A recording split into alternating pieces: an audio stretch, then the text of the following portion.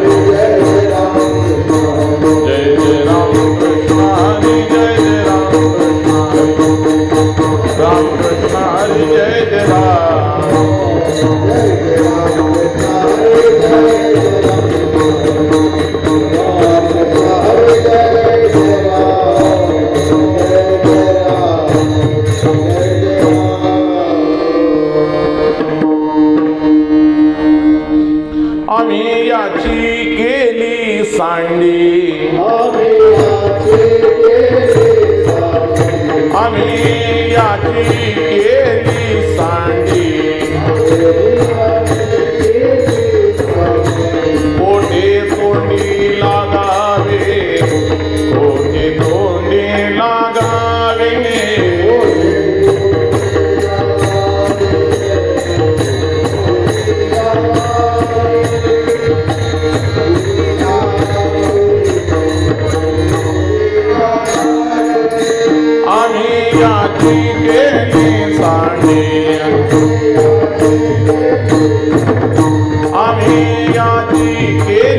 सांडी ओठे तोंडी लागावे ओठे तोंडी लागावे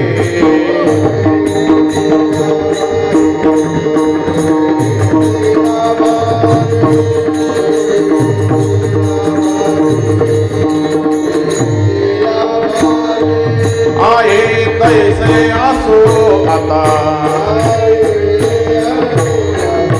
आहे तैसे असो आता चिंते चिंता वाढते चिंते चिंता वाढते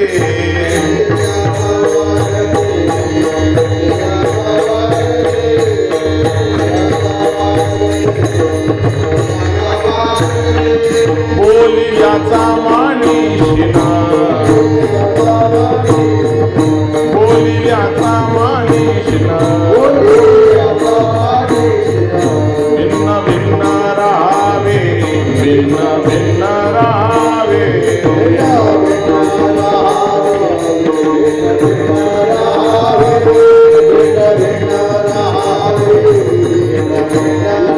आहे तैसे असो आता आहे तैसे असो आता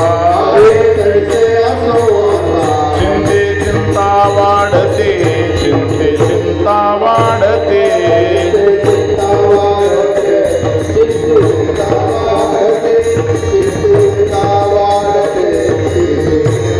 तुका म्हणे आम्हापाशी तुका म्हणे आम्हापाशी हिरा ऐसी जतन हिरा ऐसी जतन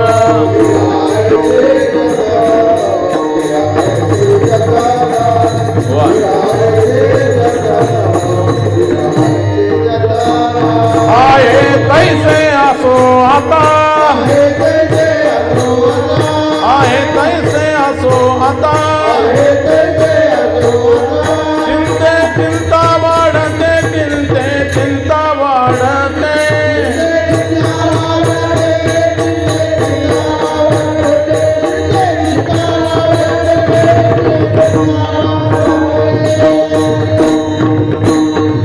विठोबार कुमाई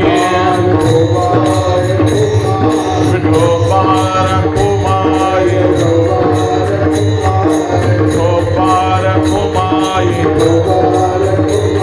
विठोबार कुमाई विठोबार कुमाई विठोबार कुमाई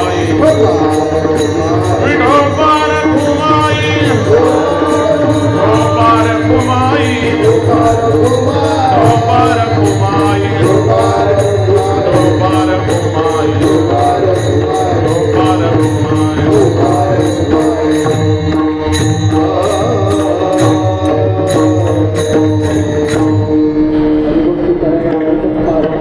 हरिभक्ती परायण कुकेले महाराज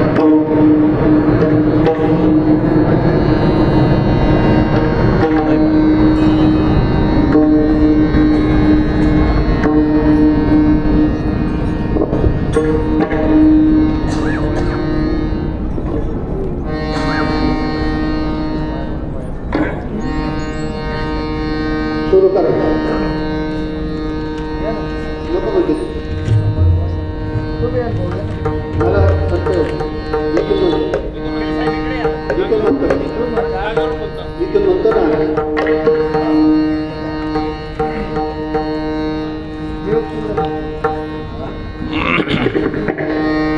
एक मिनिट तुमच्या जोडीला तुम्ही दिसत नाही का?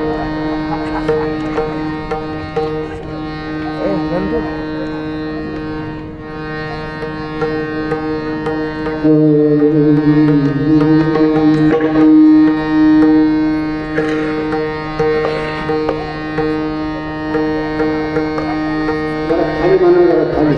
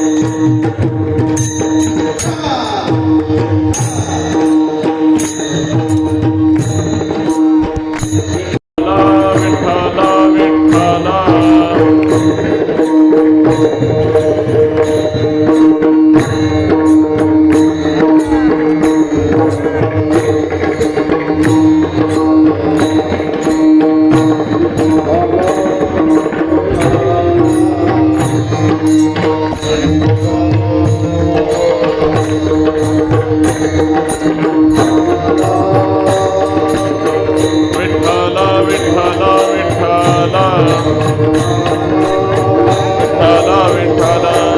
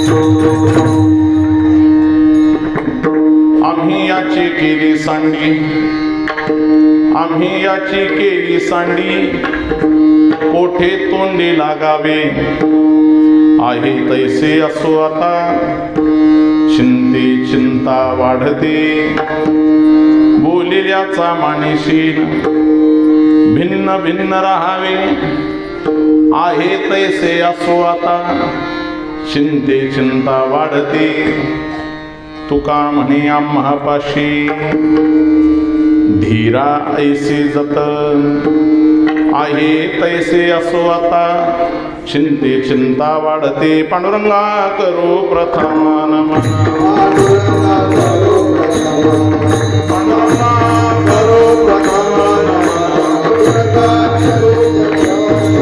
दुसरे चरणा संताजिया,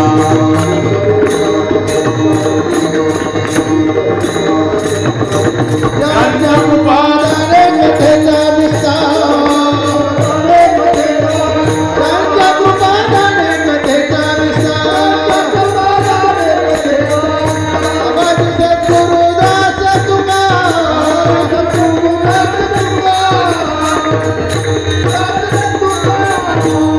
तडिद्वास संनील मेधाव भासं, रमा मंदिरं सुंदरं चित्प्रकाशं, वरं क्विष्टिकायां समन्यस्तपादं, परब्रह्मलिंगं भजे पांडुरंगं, अधिष्ठान जेथे प्रतिष्ठान देखा, तिथे जन्मला श्री गुणातीत एका, जयाचे निनामे कुटे जन्म व्यथा, नमस्कार माझा सद्गुरु श्री एकनाथ, ओम ब्रह्मानंदं परमसुखदं केवलं ज्ञानमूर्तिं, द्वंद्वातीतं गगनसदृशं तत्त्वमस्यादिलक्ष्यम्, एकं नित्यं विमलमचलं सर्वधी साक्षीभूतं, भावातीतं त्रिगुणरहितं सद्गुरुं तन्नमामि।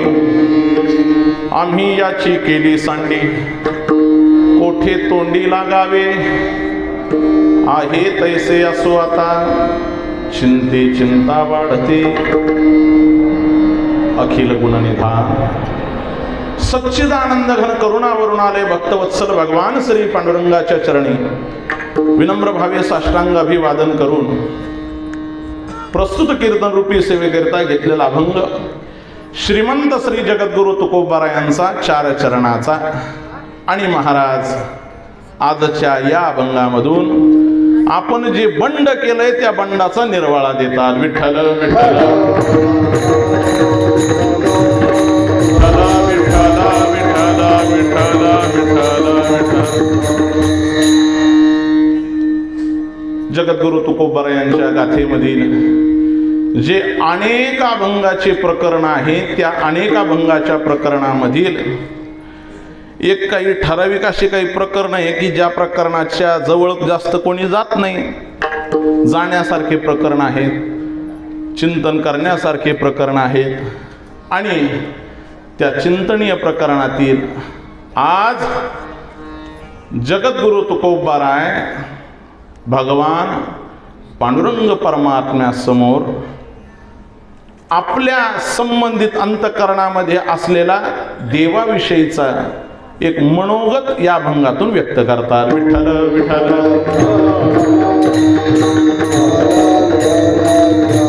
अहो मनोगत व्यक्त करणारे अनेक अभंग असताना यात वेगळं विशेष काय, तर याच्यात वेगळं विशेषत्व असं आहे की अनेक अभंगामध्ये थोडंसं लवून भजून कार्यक्रम राहतो, या अभंगामध्ये थोड्या बाया माग सरकून कार्यक्रम आहे। म्हणजे काय प्रकारे बा, म्हणजे हा अभंग भांडणपर प्रकरणातला आहे आणि मग महाराज आज भांडणपर प्रकरणामध्ये नेमकं काय म्हणतात ते आपणाला बघायचं आहे। विठ्ठल विठ्ठल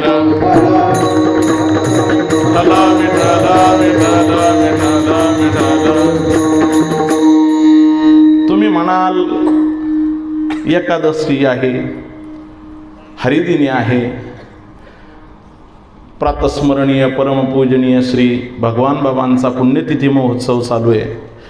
आमचं सगळं ठीकठाक चालू असताना ही भांडणं उकरून काढायची काय गरज आहे, असा स्वाभाविक बऱ्याच जणांना प्रश्न उपस्थित होईल. पण काळजी करू नका, मला माहिती आहे सगळ्यांना भांडण कटकटी भलतेच आवडतं. आवडत नाही असा माणूसच मंडपात सापडणार नाही.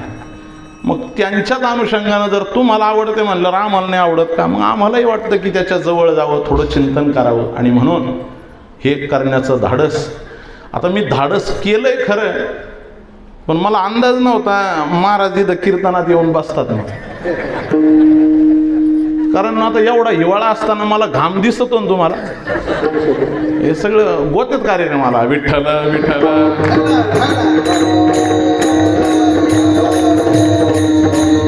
भाग्यवान आहात आपण सर्वजण, या ठिकाणी मोठ्या प्रेमानं संपन्न होणारा हा भक्ती उत्सव. या भक्ती उत्सवामध्ये आजच्या 4थ्या दिवसाची ही कीर्तन सेवा महाराजांच्या आज्ञेनं माझ्याकडे आली. शहरामध्ये एक फार मोठं परमार्थिक नेतृत्व म्हणजे आदरणीय महाराज आहेत. आणि तुम्ही भाग्यवान याच्याकरता आहात की परमार्थिक सत्पुरुषाच्या माध्यमातून परमार्थ करत आहात, हेच भाग्याचं लक्षण आहे. विठ्ठल विठ्ठल विठ्ठल विठ्ठल विठ्ठल. सध्याच्या काळामध्ये स्वतःच्या बुद्धीनं या संसाराच्या मार्गातून वाटचाल करण्याचा प्रयत्न करण्याचा एक ओघ सुरू झालेला आहे. आणि त्या ओघामध्ये आपण सर्वजण महाराजांच्या मार्गदर्शनामध्ये एवढा सुंदर असणारा हा भक्ती उत्सव संपन्न करत आहात. महाराजांचे असणारे वेळोवेळी इथं प्रवचनं आदी करून हे सगळे कार्यक्रम आम्ही सातत्यानं ऐकतो.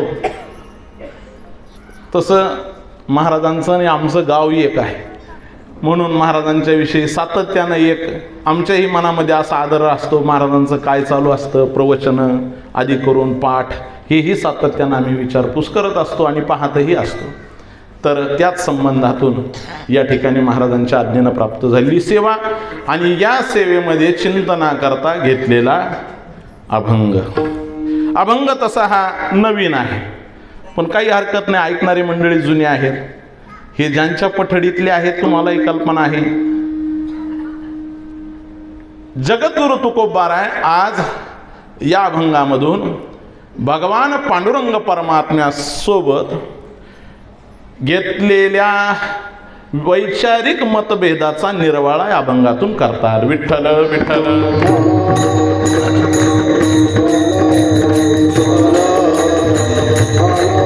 सरळ सरळ सांगायचं म्हणजे महाराजांनी या अभंगामधून भांडणं केलेत आणि भांडणाचा शेवटचा टप्पा म्हणून या अभंगामध्ये महाराज बोलायला प्रवृत्त झाले. स्वाभाविक ऐकल्यानंतर कोणाच्या अंतःकरणात हा विचार उत्पन्न होतो, का हो आम्हाला तर वाटलं होतं माळकरी भांडत नाहीत काय कोण. आम्ही आमच्या घरच्या कटकटींना भांडणांना वैतगून इथं मंडपामध्ये येतो, सातत्यानं दररोज वेगवेगळे चिंतनही ऐकतो. देवाच्या विषयी प्रेम कसं उत्पन्न व्हावं याच्याविषयी चिंतन करत असताना तुम्ही हा वेगळाच प्रकार पुढे आणला, म्हणजे असंही होतं असतं का. मग होतं म्हणून तर घ्यावं लागलंय. महाराज भांडणं करत करत जेव्हा त्या भांडणाचा शेवटचा टप्पा आला तेव्हा तुकोबाराय या निर्णयावरती आले. पण महाराज आम्हाला त्याही अगोदर एक सामान्य शंका आहे, जी शंका स्वाभाविक सगळ्यांच्या अंतःकरणात उत्पन्न होते.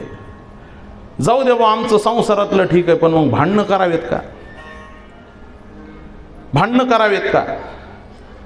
सामान्य हा प्रश्न जर तुमच्या आमच्या अंतःकरणामध्ये जर उत्पन्न झाला तर आपण कोणालाही म्हणू शकतो, का हो काय चालू आहे, भांडणं. भांडणं केली पाहिजे का, भांडणं नाही.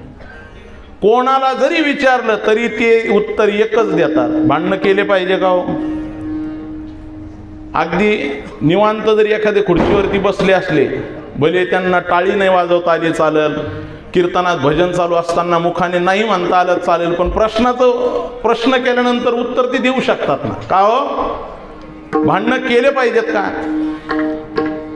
भांडणं करूच नाही हे तुमचं आमचं मत नाही.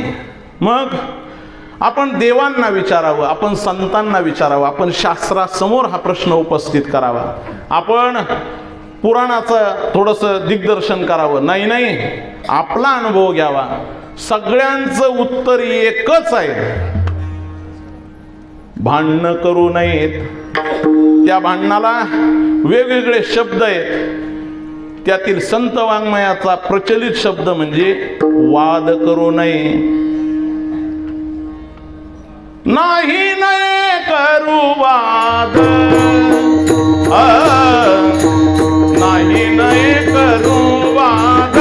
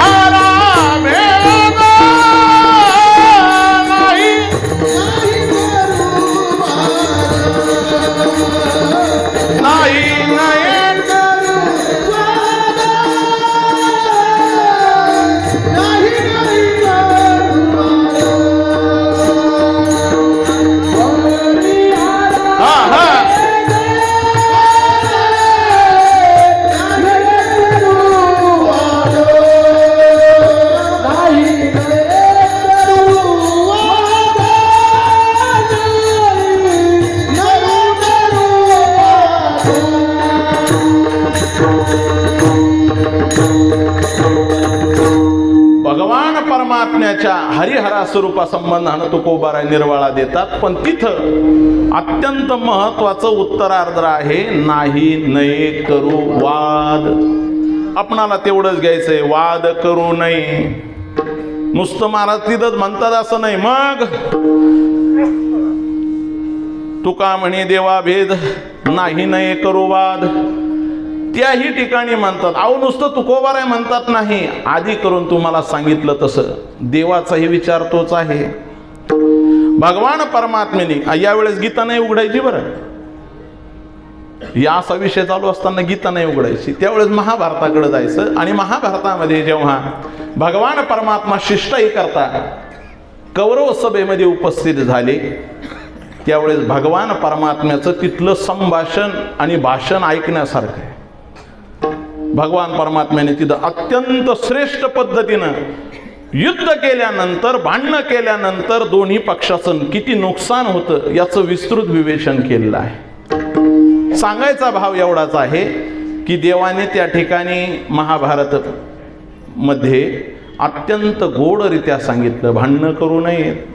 चला, देवाचं मनोगत आहे, संतांचं मनोगत आहे, वाद करू नये, भांडणं करू नयेत. अहो पण नुसतं एवढ्यानं नाही भागणार. मग तुकोबारांनी इथपर्यंत सांगितलेलं आहे की जर भांडणच करणारा असेल, जास्तच भांडणं करणारा असेल, जास्तच वाद घालणारा असेल तर समजून चला हे शुद्ध नाही. ओळखा जातीचा अंत्य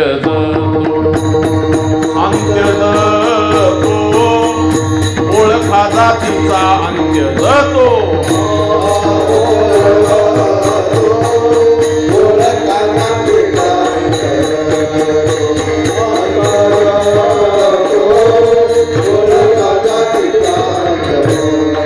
अतिवादी नावे शुद्ध या विजाचा. बोला, अतिवादी नावे शुद्ध या विजाचा.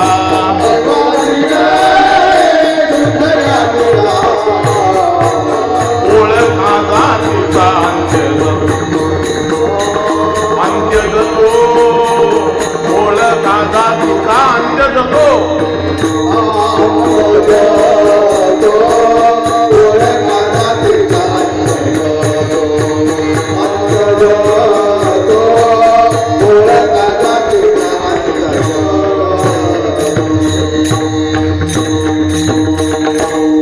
ओळखा जातीचा अंत्य जातो. कोणती जात आहे त्याची? भांडणा करणाऱ्याची. अतिवादी नव्हे शुद्ध या बीजाचा. ते शुद्धच नाही, तो मालच शुद्धाचा नाही म्हटले. मग तो भांडणं करणारा नुसता त्याच्याविषयी तुकोबाराय म्हणतात फार काय सांगावं, अहो धिक्कार करा त्याचा. तुका म्हणे धिक ऐसे झाले लोक निंदक वादक नरका जाती. वादक म्हणजे तुम्ही नाही बरं, हा म्हणजे ते अर्थ वेगळा आहे. वादक या शब्दाचा अर्थ वाद करणारे. निंदक वादक नरका जाती कोणते? धिक्कार आहे त्यांचा, अर्थात जे भांडणं करतात त्याचं सर्वांगणी तुकोबाराय हा अनादर करतायत, धिक्कार करतायत. थोडासा जर मागोवा घेतला, देवाचंही मनोगत आहे, संतांचंही मनोगत त्या संबंधानं आहे. थोडंसं शास्त्राकडे जाऊ. शास्त्र काय मनोगत आहे? तर शास्त्राचंही मनोगत हेच आहे. नारद भक्तिसूत्रामध्ये जे अनेक सूत्र आहेत तर त्यातील नारद महर्षी सांगतात वादो नावलंब्य, भक्तांनी वाद करू नये. त्याने वाद घालूच नये. कोणी? भक्तांनी. ज्याला भक्ती करायची, ज्याला भक्तीमध्ये वाटचाल करायची, त्याने वाद घालू नये. विठ्ठल विठ्ठल विठ्ठल विठ्ठल विठ्ठल विठ्ठल विठ्ठल विठ्ठल. अर्थात नारद महर्षी प्रतिपादन करत असताना सर्वांगानं सांगतात की वाद करू नये, वादाचा अवलंब करू नये. म्हणजे शास्त्राचंही मनोगत हेच आहे. अर्थात बघा आता देवाचंही तेच मनोगत आहे, संतांचंही तेच मनोगत आहे, शास्त्राचंही तेच मनोगत आहे.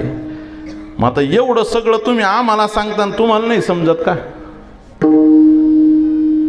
तुकोबारायचा भांडणाचा अभंग प्रतिपादन करून तुकोबारा या अभंगात भांडणं करतात असं कोणी सांगितलं? आपणच. मग एवढं सगळं असताना, भांडणाची एवढे सगळे प्रबळ पुरावे असताना सुद्धा तुम्ही भांडण या विषयाकरता एवढं अग्रेसिव्ह असं पुढे का आलात? तर त्याचं कारण आहे, आम्ही गाथा वाचतो. गाथेमध्ये जसं भांडणं करू नयेत असं तुकोबाराय सांगतात, तेव्हा तुकोबाराय सांगतात वेळोवेळी ऐका. काय? तुम्हाला जर असं वाटत असेल की जीवनामध्ये आपण थोडंसं काहीतरी मिळवलं पाहिजे, काहीतरी इच्छा पूर्ण केली पाहिजे, नाही त्याच्याही पुढे जाऊन आपल्याला जे हवंय ते जर मिळवायचं असेल तर तुकोबाराय सांगता भांडा. ऐकाय का? करिता स्वामी सवे वाद,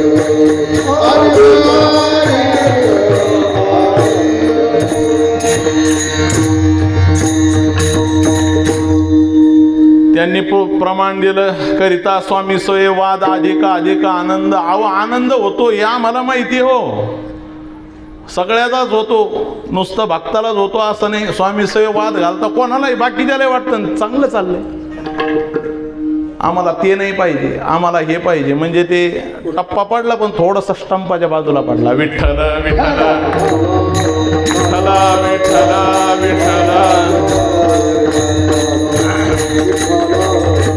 तुकोबाराय जे म्हणतात ऐका, जर काहीतरी मिळवायचं असेल तर ऐकाय करू नका. काय करा? भांडा. साधं सुद्धा नाही, भांडावे ते गोड पुरे सकळई गोड, पुरे सकळई गोड.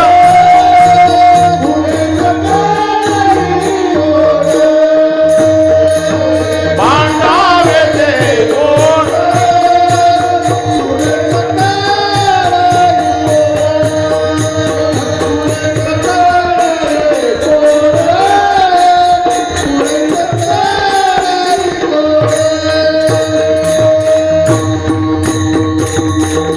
भांडावे ते कोड.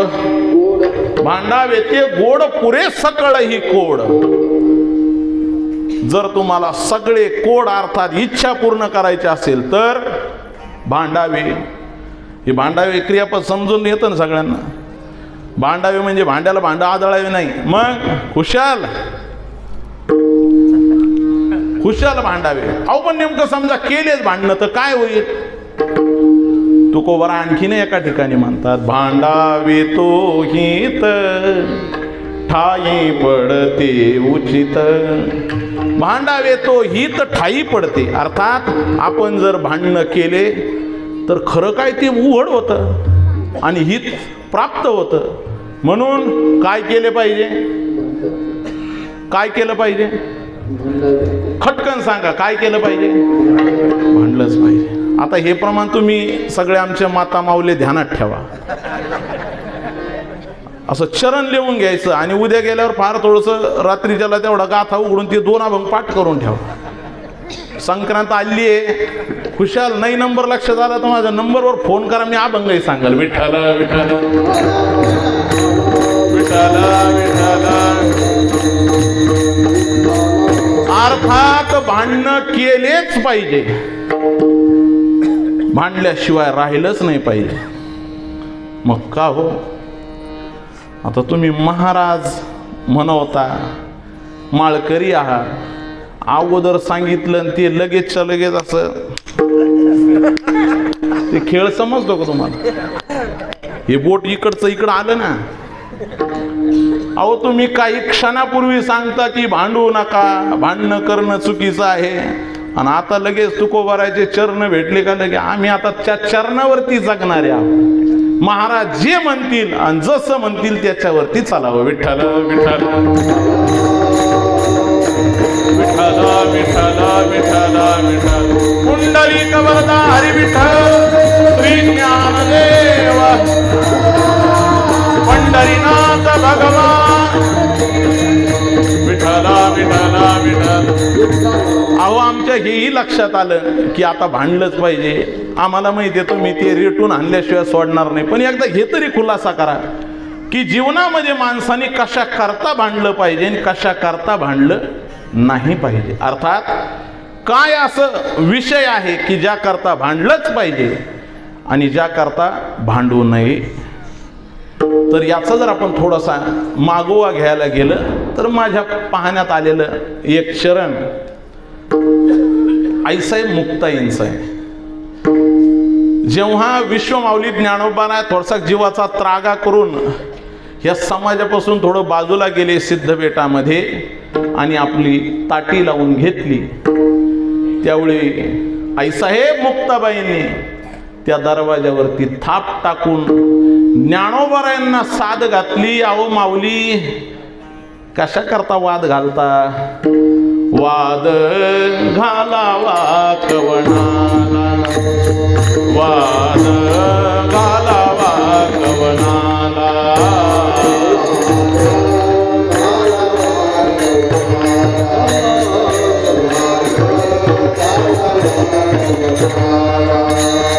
अवघा द्वैताचा हो घाला, अवघा द्वैताचा हो घाला, वाद घालावा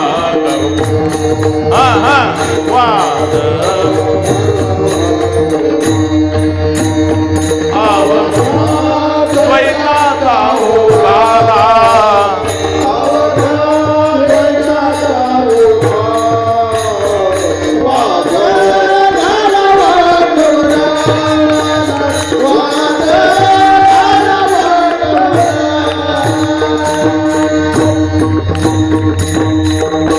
एकाच चरणामध्ये आईसाहेब मुक्ताईंनी सगळ्या काही विषयाचा खुलासा करून टाकला.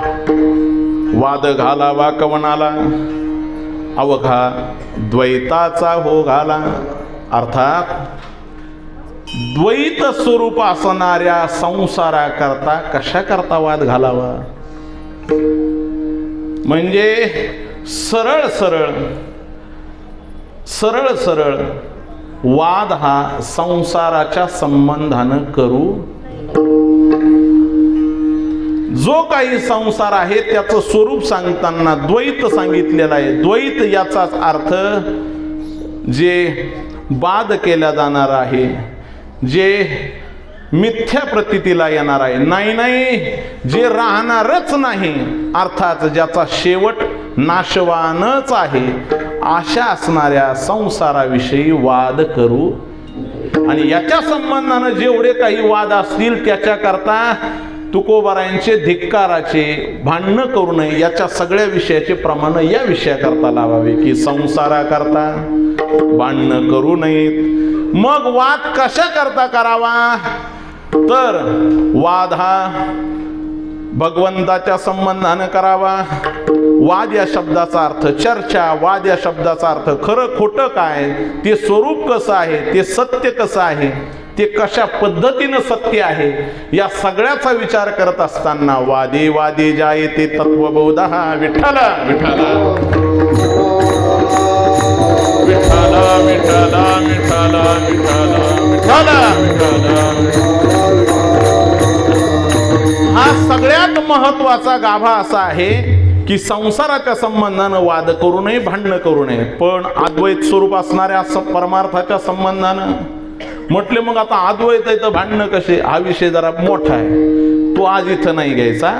तर आज मात्र तुकोबाराय जे भांडणाकरता प्रवृत्त झाले त्याचं एकमेव कारण म्हणजे जो तो आहे त्याच्याविषयी भक्त हे लढिवाळपण भांडण्याकरता प्रवृत्त होता. लढिवाळपण म्हणजे कसं,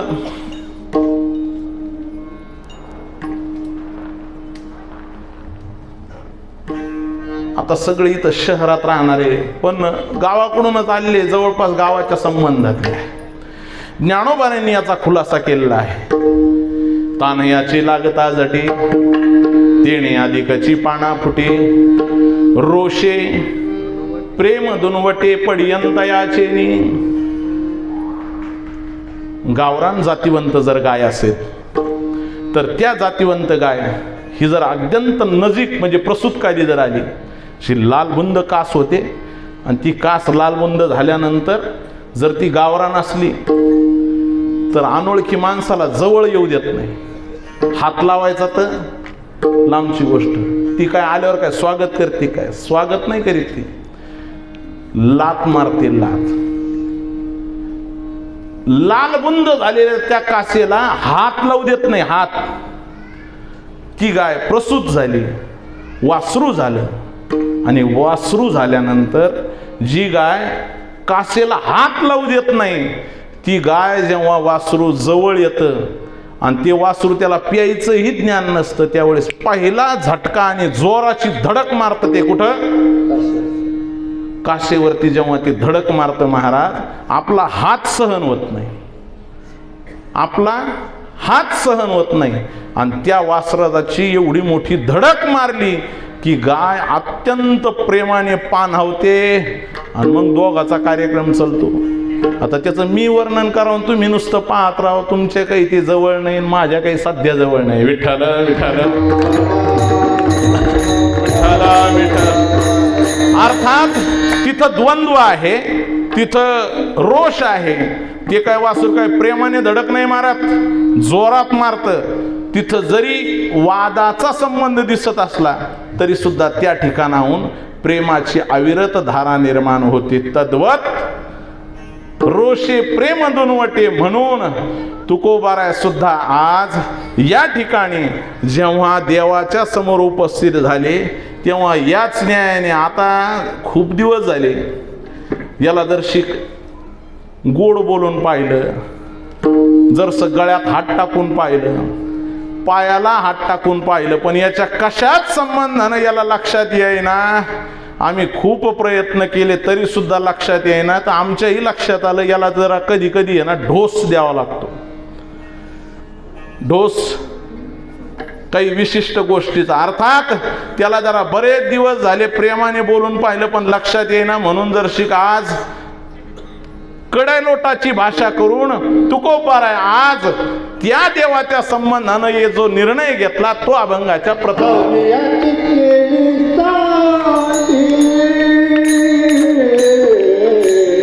Oh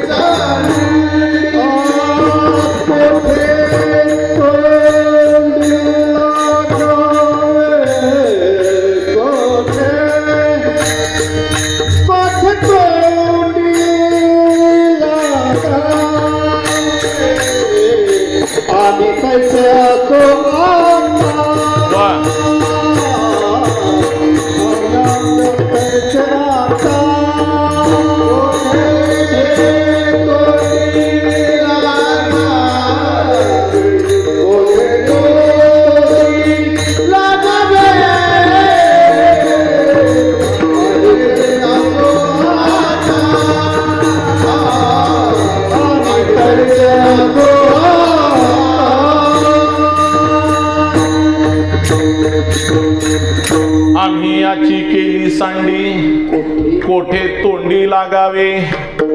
तुकोबारायांनी आज मात्र जे शस्त्र उचललंय ते थोडस कडक शब्दातलं आहे. कधी कधी तुकोबाराय थोडस हा विचारही करतात. कसा विचार करतात हो? आजपर्यंत तो कोणी केलाय का? अनेक जणांनी केलाय. अनेक जणांनी केलाय म्हणून तुकोबाराय आम्ही या शब्दातून त्याचं स्वरूप व्यक्त करताय. आम्ही हा शब्द अनेक वचनी आहे. मी एकटा आणि आम्ही याची केली सांडी. कोणाची? देवाची. कोठे तोंडी लागावे. तुमच्या लक्षात नाही येत का आणखी? अहो तुकोबाराय आज जरा स्पष्टपणे देवासमोर उपस्थित होऊन स्पष्टपणे आजूबाजूच्या आलेल्या सगळ्या मंडळींना सांगतायत आम्ही याची केली सांडी कोठे तोंडी लागावे. अहो भांडणं होतच असते. एवढं कुठं मनावर धरत असतात का? आता आम्हाला पहा बरं, तुम्ही नुसतं तुमचंच भांडणाचा पुरावा पुढं करता. आमच्याकडं बघा, आम्ही दिवस रात्र भांडून सुद्धा कसं गुण्या गोविंदानं नांदतो बरं. म्हणजे मी यांना नाही म्हणत, तुम्हाला म्हणू लागलो. आम्ही एवढं भांडून सुद्धा किती गुण्या गोविंदानं नांदतो. त्या नांदून घेतात म्हणून नांदतो. विठ्ठल विठ्ठल विठ्ठल विठ्ठल विठ्ठल विठ्ठल विठ्ठल विठ्ठल. अर्थात भांडणं होतच असतात. एवढं कुठं मनावर धरायचं का? पण तुकोबाराय म्हणतात नाही नाही, तुम्हाला काय वाटतं आम्ही आत्तापासून या भांडणावरती आलो नाही. सर्वप्रथम जेव्हा देवाच्या नादी लागलो तेव्हा संसारे झालो अति दुःखी. मायबापेसे की क्रमिली. आई वडील गेले आणि आई वडील गेल्यापासून या देवाच्या संबंधानं चिंतन करायला लागलो. देवाच्या भक्ती मार्गावरती आरूढ झालो. तेव्हापासून प्रयत्न करायला लागलो. भक्ती करत असताना देवाच्या समोर उपस्थित व्हावं. देवाच्या समोर नेहमी आषाढी वारीला जावं आणि आषाढी वारीला गेलं की देवाला नमस्कार करावा. आणि नमस्कार केला, देवा ही तुले करी देवा ऐके हे वचन ऐके हे वचन. त्यांच्या लक्षात आलं अभंग कधी घेतला होता. महाराजांचाच मागणीवर प्रकरणातला अभंग झाला होता. विठ्ठल विठ्ठल विठ्ठल विठ्ठल विठ्ठल विठ्ठल. अनेक वेळा देवासमोर गाऱ्हाणं मांडावं. देवा देवा आता ऐसा करी उपकार. देहाचा विसर पाडी मज. देवाला प्रार्थना करावी. कधी प्रार्थना करावी? नेहमी आषाढी वारीला गेलं. आम्हाला वाटलं सुरुवातीला गर्दी आहे. कसं राहतं, मोठ्या माणसाजवळ गेल्यानंतर गर्दी असल्यावर माणसं जास्त हे पाहिजे ते पाहिजे असं नाही म्हणता येत. म्हणून देवासमोर जावं, आषाढीला जावं. आषाढीला मरणाची गर्दी राहायची, लोटलाट व्हायची. आम्ही म्हटलो चला पुढच्या वारीला पुढच्या वारीला पुढच्या वारीला. अहो थोडं थिडकं नाही ना. असं टोलवट टोलवट टोलवट 7-8 वाऱ्या झाल्या ना. 5-7 वारीपर्यंत आमच्याही लक्षात नाही आलं. हे गर्दीत आपल्याकडे लक्ष द्यायला तयार नाही. या देवानी फक्त माळ गळ्यात घालूस्तवरच म्हणलं या रे लहान थोरण जवळ या, मी जरा लक्ष देतो. आमची माळ गळ्यात पडली तेव्हापासून लक्ष द्यायला तयार नाही. मलाही नंतर असं वाटलं, बाकीचे म्हणले अहो काही खरं नाही, तुम्ही इकडं आलेत नसल तर पहा जर सगळं लक्ष देऊन. जुने झाले का कोणी लक्ष देत नाही असे राहतात ना. फोडून देणारे का कमी आहेत का काय? इतके दिवस झाले जाता, तुम्ही केलं का तुमचं एखादं काम? घेतलं का ऐकून तुमचं? तुकोबारायांच्या हे मनामध्ये शंका आली. खरंच खूप काळापासून आपण इकडं लागलोय, आपलं एकही काम झालेलं नाही, नेमकं होणार कधी आहे? म्हणून थोडसा कसा बाजूने विचार करायला सुरुवात केली. म्हणून देवासमोर एकदा गाऱ्हाणंही मांडलं. देवा याच्यावरती लक्ष दे, याची दान दे गा देवा. देवा जरासं या माझ्या मागण्याकडं लक्ष दे. हेची देवा पै मागत सातत्यानं आग्रही धरला, अट्टहासही करून पाहिला, पण देव असंही लक्ष द्यायला तयार नाही. मग मात्र मी मनामध्ये विचार केला, हे काम सरळ होण्याच्या मार्गावर नाही. म्हणून मी कधी कधी थोडंसं रागावूनही बोललो, देवा अरे जरा लक्ष दे, इतके दिवस झाले तुझ्याकडे येतो, तुला का पोट्टे जास्त झाले का काय? एखाद्या माईला जर एक असलं तर त्या एकट्यावर लक्ष राहतं. अरे पण तुला जरा 7-8 झालेत म्हणून तू काय पहिल्यावर लक्ष द्यायना, दुसऱ्यावर लक्ष द्यायना, जे लहान आहे नवीन आहे त्यांच्याकडेच लक्ष देऊ लागलं. तुकोबारांनी हेही बोलून पाहिलं आणि बोलत असताना सांगितलं, माझं बोलणं तुला जरा त्रासदायक वाटू लागलं काय पोरे झाली फार, किंवा नसा हे कर. अरे तुला जरा जास्त पोरं झाले काय म्हणून तू आमच्यावर लक्ष द्यायना, असंही बोलून पाहिलं. तरी सुद्धा देव असा काहीच नाही. मग मात्र तुकोबारांच्या लक्षात आलं याला गरज नाही. माळगळ्यात घालूस तर ज्याने आपला नाद केला आणि आपल्या नादाला लावलं ना, आता काहीच लक्ष द्यायला तयार नाही.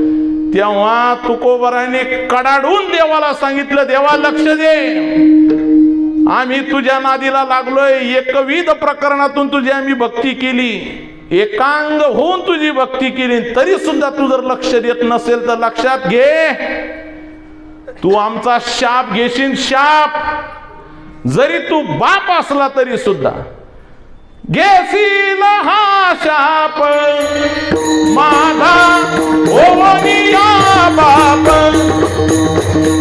माझा ओनिया बाप,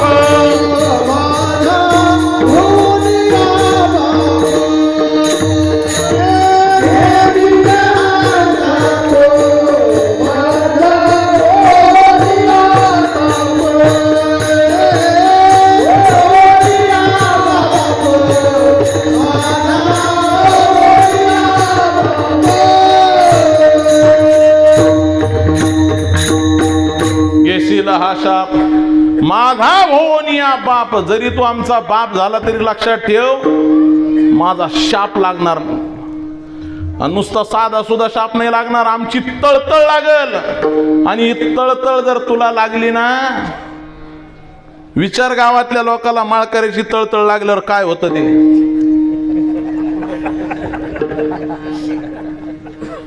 तुला जर लावून घ्यायची असेल तर तू जरा विचार कर, आमच्या तळमळे तुझे होईल वाटुळे. आणि तुला रिकामी कामं करायची कोणी सांगितलं?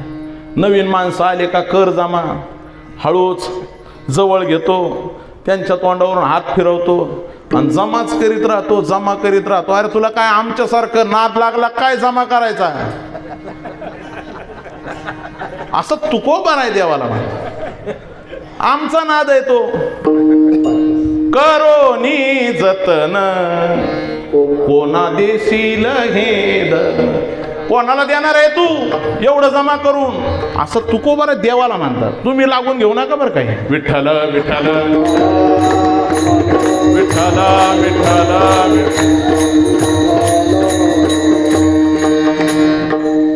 एवढा सगळा विषय जेव्हा तुकोबारांनी देवाच्या समोर टाकला, काही माणसं फारच भयानक असतात. म्हणजे त्यांच्या समोर काहीही बोला, किती सांगा, लवकर समजत नाही. आता आम्हाला अनुभव येतो कधी कधी.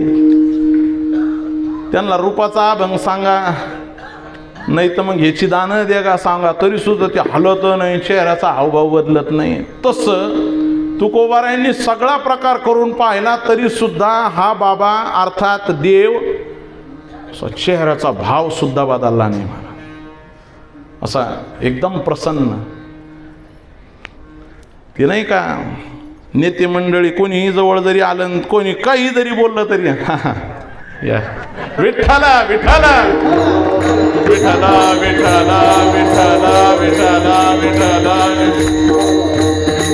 अरे तो गेलेला शिवी घालून गेला तरी सुद्धा म्हणतात काही हरकत नाही. तसंच अरे देवा तुला शिवी घालू लागले ते, तरी सुद्धा तुकोबार एवढं बोलल्यानंतर देवाचं काहीच फरक नाही. तुकोबारांच्याच लक्षात आलं आपली चूक आहे. आपण सगळ्या अंगानं यालाच जोडू लागलो, सगळ्या अंगानं याच्यासोबत बोलू लागलो, सगळं यालाच वेळ देऊ लागलो. लई जर समोरचा माणूस भांडणं करून सुद्धा ऐकत नसला, त्याला एकच पर्याय आहे, बहिष्कार. बहिष्कार किंवा त्याच्यासोबत तडामोड करणं. ते जुना शब्द आहे, जुन्या काळातलं. ते तडामोड केली म्हणजे मोकळं. तुकोबारायांच्याच लक्षात आलं, महाराजांनी हा निर्णय घेतला, ये सीधी उंगली से निकलने वाला घी नहीं है. याच्यासोबत संबंध तोडणं एवढाच पर्याय आहे. आणि म्हणून तुकोबारायांनी निर्णय घेतला. तुकोबाराय सांगतात, आम्ही याच्यासोबत प्रेमानं बोलून पाहिलं, याला समजावून सांगण्याचा प्रयत्न केला, आमच्यावर लक्ष दे, आमच्या अंतःकरणाच्या स्थितीचा विचार कर, तरी सुद्धा हा लक्ष देत नाही. याला रागावून बोलून पाहिलं, याला शिव्या घालून पाहिल्या, तरी सुद्धा हा लक्ष देत नाही. म्हणून तुकोबाराय सांगतात, आम्ही याची केली सांगते, आम्ही याची केली सांगते, कोठे तोंडी लागावे, कोठे तोंडी लागावे.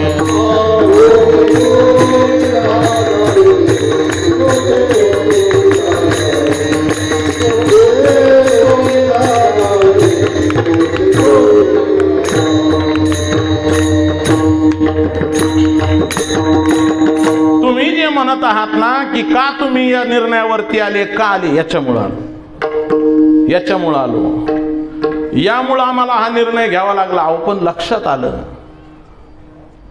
पण मग तुम्ही थोडंफार काहीतरी सांगून समजून पाहायचं ना. कधी कसं राहतं, निवांत असल्यावर बोलून पाहावं. तुकोबाराय म्हणतात, कुठं तोंडाला लागत आहे, तुम्हाला कधी साधा वाटला काय? तो साधा नाही आहे, तो तोंडाला लागण्यासारखा सुद्धा नाही आहे. तुम्हाला जर असं वाटत असेल त्याच्या तोंडाला लागावं, तर तुम्हाला माहित नाही त्याचं तोंड केवढं आहे. हा म्हणजे केवढं आहे, आता ते मला माहिती आहे असं तुकोबाराय म्हणतात. कधी माहिती आहे? आम्ही जेव्हा गाई वळायला जात होतो तेव्हा आम्ही त्याला पाहिलंय, त्याचं तोंड लई मोठं आहे. केवढं मोठं आहे? अहो त्याने त्या गाई वळत असताना वनाला लागलेली आग त्याने असं मोठं तोंड करून गिळून घेतली. आणि तेव्हापासून मला माहीत झालेलं आहे, मी त्यावेळेस त्या गोपाळासोबत होतो, मला माहिती आहे, झालासी तू थोर, थोरल्या तोंडाचा, गिळलेली वाचा धुरागी. अरे तू एवढं मोठं तोंड केलं आणि 12 गाव अग्नी त्याने गिळून घेतला. तुकोबाराय म्हणतात, मला माहिती जर त्याचं तोंड एवढं मोठं आहे तर त्या तोंडाच्या हिशोबानं आपलं तोंड एवढंच तोंड आपलं, आणि आयुष्यही थोडंसं, आणि एवढं मोठं त्याचं तोंड, आणि त्याच्या एवढ्या मोठ्या तोंडाला आपण कुठं पुरणार आहे? विठ्ठल विठ्ठल विठ्ठल विठ्ठल विठ्ठल. नुसतं येत नाही तर मी ज्ञानेश्वरी पाहिली, आणि ज्ञानेश्वरीमध्ये ज्ञानोबारायांनी वर्णन करत असताना मी तेही वाचलं. भगवान परमात्मा केवढ्या तोंडाचा आहे. अनेक बाहुदर वक्त्र नेत्रम पश्यामि त्वाम सर्वतोनंत रूपम.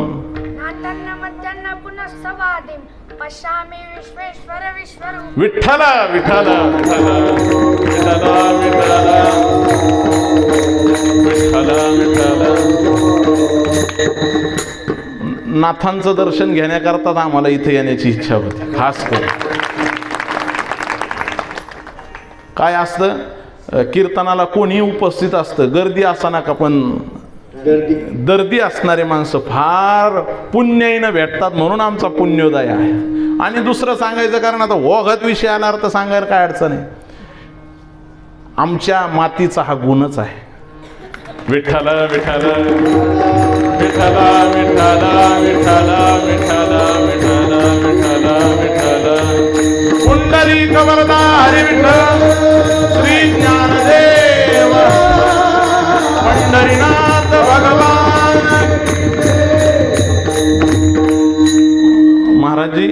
नाथ सोबत आले होते आपल्या इथं कार्यक्रमाला, त्यावेळेस नाथांचे श्लोक ऐकले म्हणून कमी जास्त सध्या 7 ते 8 विद्यार्थ्यांनी जवळपास गीतेचे 2 ते 3 अध्याय पाठ केले.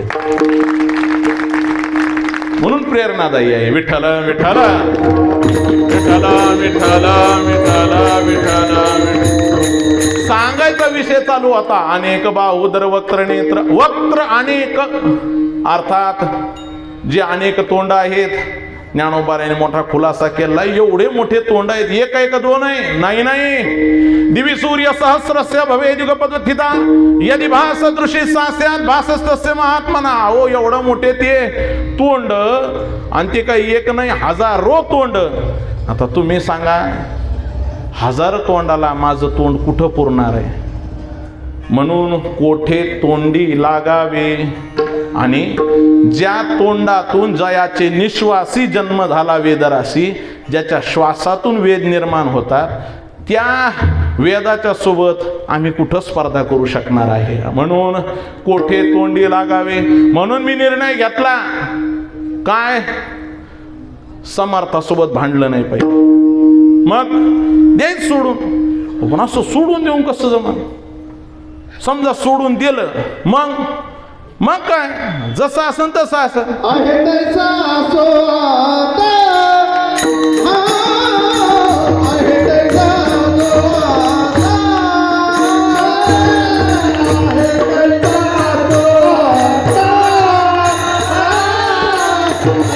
तैसा असो आता. आहे तैसा असो आता.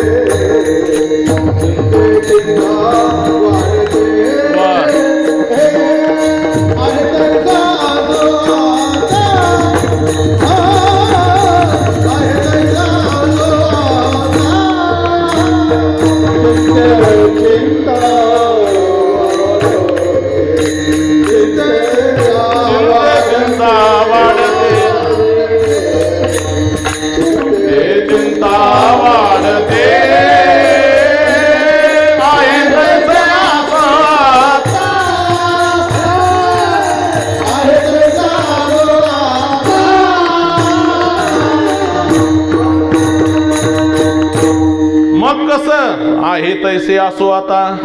चिंते चिंता वाढते, चिंते चिंता वाढते. म्हणून आहे तैसे असो आता. महाराज, अहो तुम्ही एकटं घेऊनही ते समर्थासोबत वैर घेत, आणि मग समर्थासोबत वैर घेतल्यानंतर कसं म्हणजे काय? परमार्थाच्या मार्गाला लागल्यानंतर कसं नाही. आहे तैसे असो आता. चिंते चिंता वाढते. जसं असेल तसं आता राहू.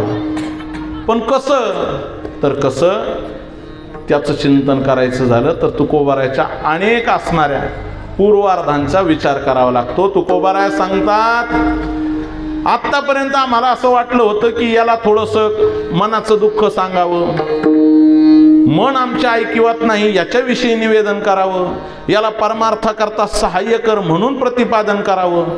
पण याचं कुठल्याही प्रकारे सहाय्य दिसत नाही. म्हणून आम्ही असा निर्णय घेतलेला आहे की आता ही वाट सोडणार नाही, तर याच वाटेवरती चलू. पण प्रारब्धाचा प्राप्त होणारा भोग सुद्धा आम्ही स्वीकारू, त्याचं गाऱ्हाणं देवाकडे मांडणार नाही.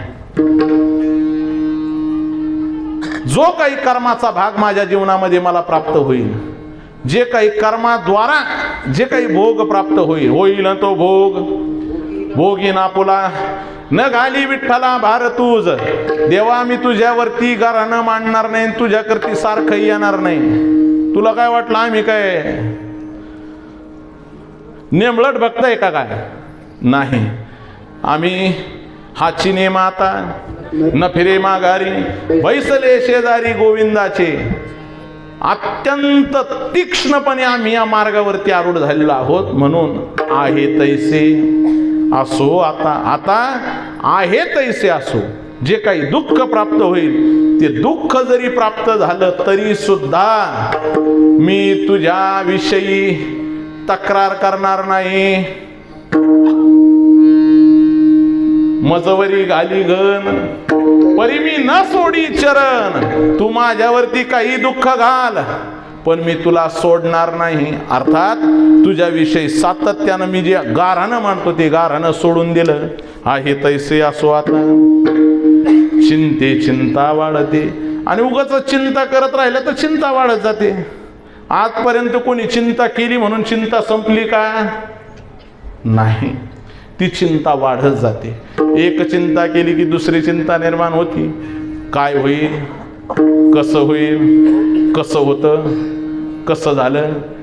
वैकुंठवासी गुरुवर्य वैद्य बाबांची ही चतुष पद्धतीनं तो वैद्य बाबा सांगायचे. काय होईल, कसं होईल, कसं होतं, कसं झालं, ही असणारी सातत्यानं चिंता सातत्यानं वाढत जाते. म्हणून मी याविषयी चिंता ही करणार नाही. ती चिंता चिंतेला वाढत जाते. अहो पण मग जाऊ द्या, आमच्या मनात काही सातत्यानं शंका येत नाही, शंकाही आम्ही काही उपस्थित करणार नाही. पण थोडंफार तुम्ही काहीतरी बोलून पाहायचं असतं ना. मध्यस्थी करणारे माणसं तुकोबारायांच्या सोबत बोलायला लागले, महाराज तुम्ही इतके दिवस झाले भक्ती करता, थोडंफार काहीतरी देवासमोर काहीतरी मांडून पाहायचं असतं ना. तुकोबाराय म्हणतात, तुम्हाला काय वाटलं बोलल्यानं काम होईल?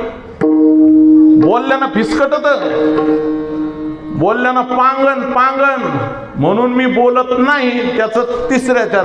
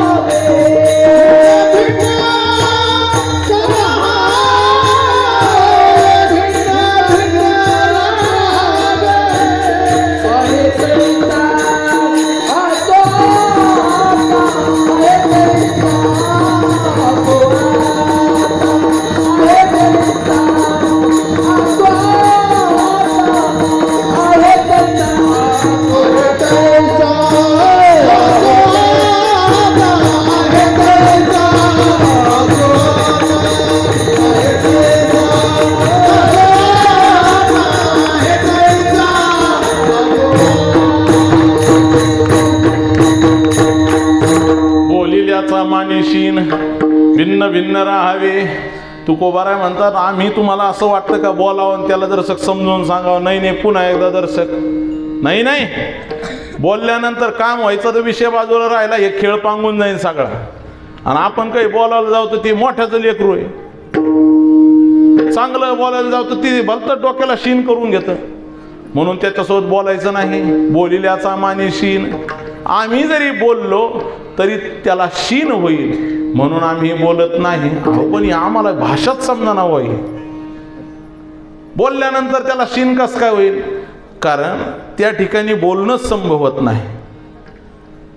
परे ही परते बोलणे खुंटले वैखरी कैसेनी सांगे. त्याच्यासोबत संवादच घडत नाही. पण तरी सुद्धा समजा तुम्ही म्हणता म्हणून बोलाच, काय बोला म्हणून त्याच्याविषयी बोलणंही संभवत नाही आणि बोलण्याचा आम्ही प्रयत्न करणार नाही. पण तो विषय ज्ञान संबंधाचा आहे आणि आपण इथं भक्तीच्या संबंधानं विचार करत आहोत.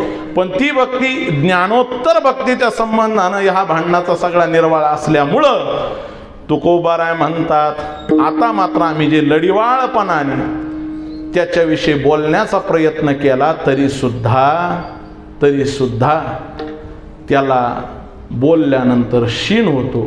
म्हणून आम्ही त्याच निर्णयावरती ठाम आहोत की त्याच्याकडे लक्ष द्यायचं नाही, आपलं सातत्यानं चिंतन करत राहायचं. तो तिकडं आणि आपण भिन्न भिन्न राहावे. अहो महाराज, आम्ही दररोज ऐकतो तुम्ही म्हणता की रावळात जातान देवाचं चरण पाहतान सुंदर ते ध्यान उभे विटेवरी. या अभंग आमच्या माहीतच नाही. बरं झालं तुम्ही सांगितले. आम्ही आता इथून पुढं ठरवून टाकू की भिन्न भिन्न राहावे. तू पंढरपूरला ना आम्ही इकडं. विठ्ठल विठ्ठल विठ्ठल विठ्ठल विठ्ठल विठ्ठल विठ्ठल विठ्ठल विठ्ठल पुंडलिक वरदा हरी विठ्ठल श्री ज्ञानदेव पंढरीनाथ भगवान. एक शेवटचा विषय फक्त समोर उपस्थित करतो आणि आपल्या विषयाला आवळून घ्यायचा प्रयत्न करतो. आमच्या ग्रामीण भागाच्या शब्दात सांगायचं झालं तर 8 तास नंतर घ्यायचंय आपल्याला. काय असतं, कोणी जरी न्यायालयाच्या संबंधाच्या मंडळींना माहिती आहे, कोणताही दावा जर त्या ठिकाणी दाखल झाला तर तो दावा दाखल करत असताना जर चांगलाच निर्णय काढायचा असेल तर ते जे न्यायालय क्षेत्रातले मंडळी आहेत तर तो दावा जुन्या कुठल्या असणाऱ्या केसेसच्या संबंधाचा संदर्भ देऊन सांगतात की असं प्रकरणाच्या वेळी न्यायालयाने असा निकाल दिला होता, म्हणून आमचं हे प्रकरण सुद्धा तशा पद्धतीनं निकाली काढावं. समजलं ना? समजलं नाही? मग आता आपण देवाच्या बाबतीत. महाराज, अहो तुम्ही हे भांडणाला या पद्धतीनं लागले, पण तुम्हाला असं सांगितलं कोणी असं भांडत असते म्हणून? तुम्ही हे अशा निराळ्याच पद्धतीनं भांडणाला लागले, तुम्हाला वाटतं का काम होईल? देव तुमच्याकडे लक्ष दिलं असं वाटतं का? नेमकं तुम्ही अशा पद्धतीनं भांडणाला का लागले? त्याला सोडून द्यायचं ना आपण निराळच राहायचं, असं नेमकं प्रकार का करू लागले? तुकोबाराय सांगतात, मी पहिल्याच अभंगाच्या पहिल्याच चरणाच्या पहिल्याच शब्दामध्ये सांगितलं त्यावेळेस तुम्हाला समजलं नाही का? काय? आम्ही याची केली सांडी. मी एकटा नाही अशा पद्धतीनं त्यासोबत भांडणाला उतरलेलो. म्हटले मग त्याच्या अगोदर लई मोठ्या जणांनी असे भांडणं केले आणि भांडणं केल्यानंतर त्यांना विजय प्राप्त झाला. म्हणून तुकोबाराय म्हणतात, मी त्याच वाटचालीवर चाललो म्हणून आम्ही याची केली सांडी करून तो तिकडं आणि आम्ही इकडं, अर्थात भिन्न भिन्न राहावे. नाही समजलं आम्हाला आणखीन सुद्धा. तुकोबाराय, तुम्ही भांडणात एखाद्याला गुरु केलंय का? म्हटले मग मी भांडणात एकाला गुरु केलंय आणि त्याच्यापासून कसं भांडावं हे शिकलो म्हणून या अभंगावरती आलोय. म्हटले सांगा बरं एकदा कोणाला गुरु केलं? तुकोबाराय म्हणतात, ऐका, मीही अशा पद्धतीनं देवाचा भक्त, सातत्यानं एकविध संबंधानं देवाचा भक्त होतो, पण देव गारानंही ऐकत नाही, काहीच काम करत नाही, आपल्या मनाप्रमाणे ऐकत नाही. असं लक्षात आल्यानंतर मी आता आमच्या आईसाहेबाच्या वाटचालीवर चाललो. कोण आईसाहेब? रुक्मिणी माता. रुक्मिणी मातानं एकदा असंच देवासोबत भांडणं केले आणि गेले निघून,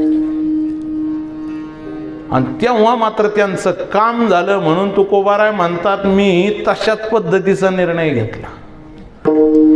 कधी काम झालं हो?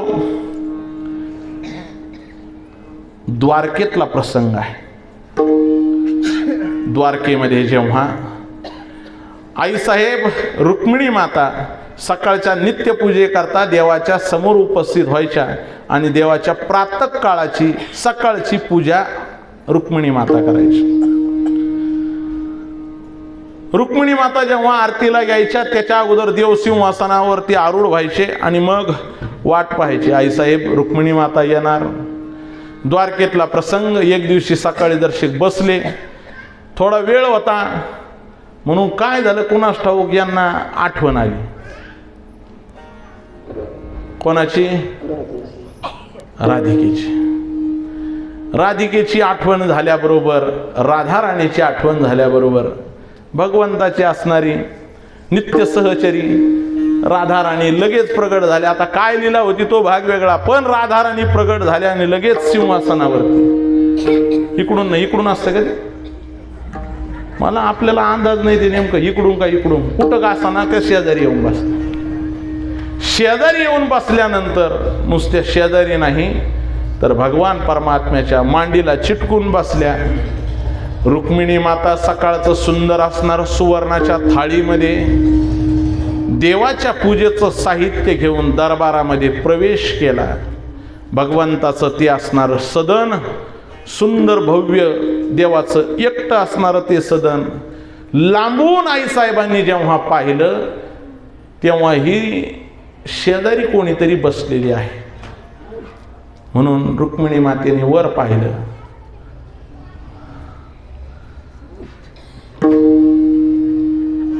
ही 2 नंबरची नाही, 10 नंबरची नाही, 100 नंबरची नाही, 1000 नंबरची नाही, 1000 नाही, 2 नाही, 10 नाही, थोड्या तिडक्या नाही, 16,107 मधली ही कुठलीच नाही.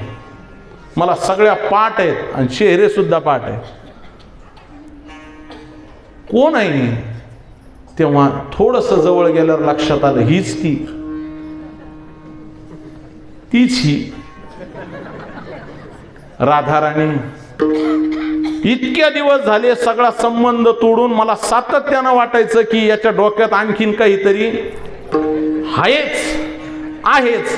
मी इतके दिवस झाले प्रेमाने बोलून पाहिलं, आपल्याच नादामध्ये ठेवावं, सातत्यानं याच्यावरती लक्ष ठेवावं म्हणून सातत्यानं पूजेला येते, पण तरी सुद्धा याने वेळ साधली आणि आपल्या मनाच्या विरुद्ध वागला.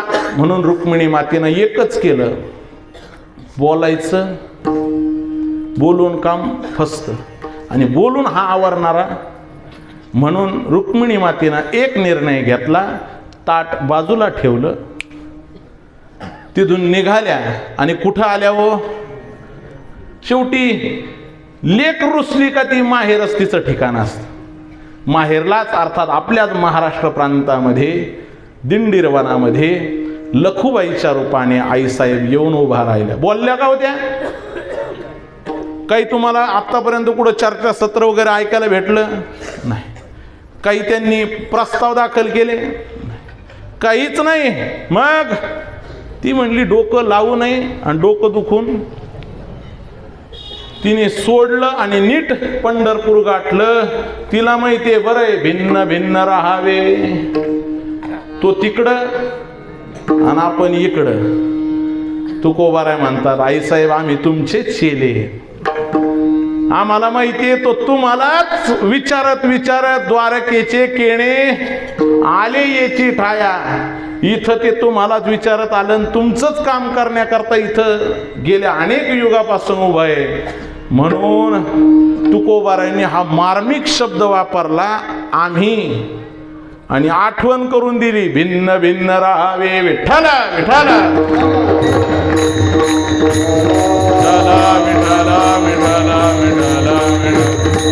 पुंडलिक वरदा हरिविठ्ठल श्री ज्ञानदेव पंढरीनाथ भगवान.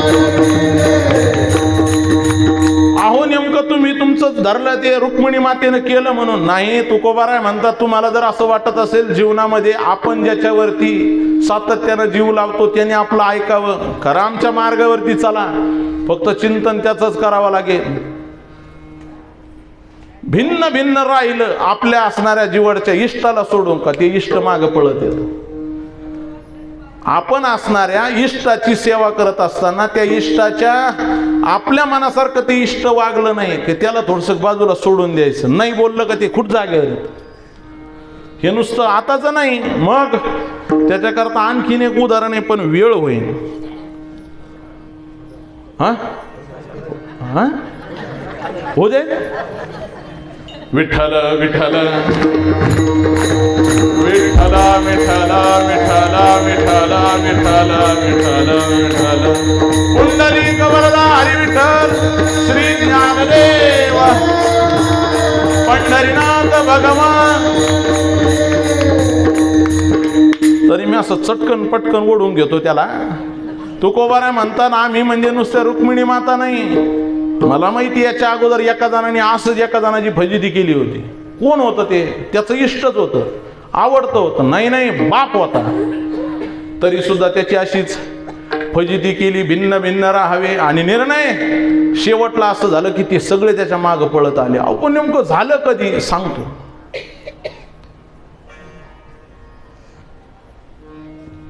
भगवान गणपती बाप्पा आणि कार्तिक स्वामी सगळ्यांना माहिती आहे ना, जास्त काही सखोला सांगायची गरज नाही. भाऊ येते. कार्तिक स्वामी आणि गणपती बाप्पा दोघं जण खेळत होते. भगवान शंकर आणि पार्वती माता विचार करतायत, अहो किती दिवस झाले, मोठाले झाले ते आता.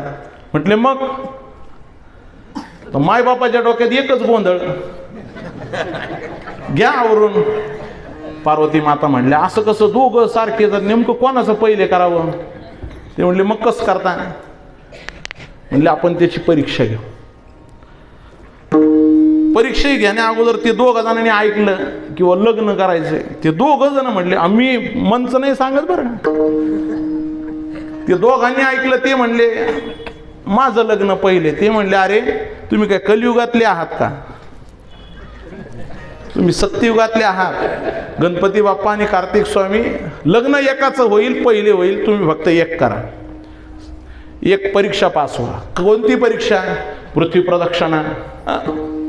पृथ्वी प्रदक्षिणा म्हणल्याबरोबर कार्तिक स्वामींनी हाक मारली. आता ती कशी मारली? शिट्टी मारल्याबरोबर ते मयूर पळत आला, मोर. कार्तिक स्वामी लगेच त्यांच्या असणाऱ्या वाहनावरती आरूढ झाले. विमान निघालं. कशा करता? पृथ्वी प्रदक्षिणे करता. आणि दुसरे गणपती बाप्पाने आवाहन केलं. उंदीरराज आले. आता ते त्यांचं वाहन, ते आले आणि ते आता बसले. म्हणल्यावर ते हळूहळू ते म्हणले, इतका वेळ? थोडा वेळ राहिला आणि तो जाईल कधी पृथ्वी प्रदक्षिणा. तो तर गेलाय. गणपती बाप्पा भगवान महादेव आणि पार्वती मातेच्या समोर उपस्थित झाले. ते म्हटले की आईसाहेब तुम्ही धरती आहात आणि भगवान शंकर आपण आकाश आहात. प्रदक्षिणा केली, नमस्कार केला. पार्वती माता म्हटल्या, मग मी म्हणत होते लहान लय हुशार आहे. भगवान शंकर म्हटले, बघ बरं तू तुझ्या हिशोबाने, काय हरकत आहे. ठरलं. लग्न निश्चित झालं आणि गणपती बाप्पाचं रिद्धी सिद्धी सोबत लग्न लागलं. लग्न लागल्याबरोबर भगवान शंकराच्या आणि पार्वती मातेच्या शब्दावरती निघालेले कार्तिक स्वामी प्रदक्षिणा मार्ग, पृथ्वी प्रदक्षिणेचा मार्ग अर्धा होत आला. अर्धा होत आल्यानंतर नारद महर्षींनी सांगितले, घाला गिरट्या, फिरत राहा. भावाचे पोर भेटणार आहेत तुम्हाला, म्हणणार आहेत काका या. अंदाज आहे का तुम्हाला? अंदाज? ते म्हणले म्हणजे? त्यांनी जागेवरती विमान थांबवलं. अरे म्हणले भावाचं लग्न लागलंय आणि आई वडिलांनी सुनमुख पाहायचा कार्यक्रम चालू होता, मी तिथून आलो तो हिता करता. नारद महर्षींनी सांगितल्याबरोबर लगेच कार्तिक स्वामी पहिले थोडे शांत होते. असा राग भडकला. याच्याकरता शब्द देऊन आम्ही जीवन अर्पण केलं. आई वडिलाच्या शब्दा खातर सातत्यानं ते आमचं ईश्वर आहे, आराध्य आहे, म्हणून मी सगळं जीवप्राण अर्पण केलं. आणि त्याने असं केलं. राग मनामध्ये होता. त्या राग कैलासाच्या पायरीवरती आले. भगवान महादेवांनी पाहिलं, तू आहे पुढं, हो पुढं पाय म्हटले. त्याचा राग आता. भगवान कार्तिक स्वामींनी पार्वती मातेला हाक मारली, आई सांग तू हे काय केलं. माझ्या जीवनाचं आराध्य असणारे तुम्ही दोघं का केलं असं? लक्षात ठेव, तुमच्या अशा निर्णयापायी मी लग्न तर करणारच नाही, पण खबरदार जर कोणी स्त्री माझ्या समोर आली तर. म्हणून त्या कार्तिक स्वामींनी शपथ घेतली आणि सांगितलं, बस इतके दिवस तुमच्या कैलासावरती राहिले, इथून पुढं कैलास आणि तुम्ही राम राम. निघाले. कुठं? दक्षिणेमध्ये मल्लप्पा स्वामी अर्थात त्या असणाऱ्या ठिकाण मला आता नाही आठवू लागलं ते, त्या डोंगरावरती जाऊन कार्तिक स्वामी विराजमान झाले. आणि कार्तिक स्वामी तिथं जाऊन म्हटले आता आपलं ते तिकडं आणि आपण इथून पुढं त्यांच्या नादी लागायचं नाही. पण भगवान महादेवाने सांगितलं अगं तो लाडका आहे, तो सामान्य नाही, तो कार्तिके माझा जीवप्राण आहे, चल म्हटले. पार्वती मातेला सोबत घेतलं. कुठपर्यंत गेले? शैलमला गेले. शैलमच्याही पुढं असणाऱ्या एका डोंगरावरती जाऊन पार्वती माता म्हणते तुम्ही जा ना, ते म्हणते तुम्ही जा. भगवान महादेव म्हणतात आपण चांगला दिवस बघून जाऊ. पण त्या असणाऱ्या कार्तिक स्वामीने जसा निर्णय घेतला की तुम्ही तिथं आम्ही इथं भिन्न भिन्न राहावे. अहो मग म्हटले तुकोबारा तुम्ही कोणता निर्णय घेतला? तुकोबारा म्हटले आता आणखी किती दाखले द्याव. कार्तिक स्वामींनी जसा निर्णय घेतला आपल्या इष्टाने आपल्या इच्छेप्रमाणे जर वागणूक केली नाही तर भिन्न भिन्न राहावे. म्हणून आम्ही सुद्धा भिन्न भिन्न राहावे. एका जणाने शेवटला प्रश्न विचारला. मग महाराज, तो काही माळकरी नव्हता, त्याने प्रश्न विचारला बरं झालं म्हणजे तुम्ही आता इथून पुढं सगळं सोडून देणार का? परमार्थ वगैरे देवाची भक्ती अर्थात उपासना आणि देवाच्या भक्ती संबंधीचा विचार तुकोबारामध्ये हे गप ते नाही. आम्ही याची सोडून बाजूला आलो याचा अर्थ आम्ही याला नाही सोडणार, उलट धैर्यपूर्वक याच्याविषयी अंतःकरणात जतन करणार अभंगाच्या शेवटच्या चरणात.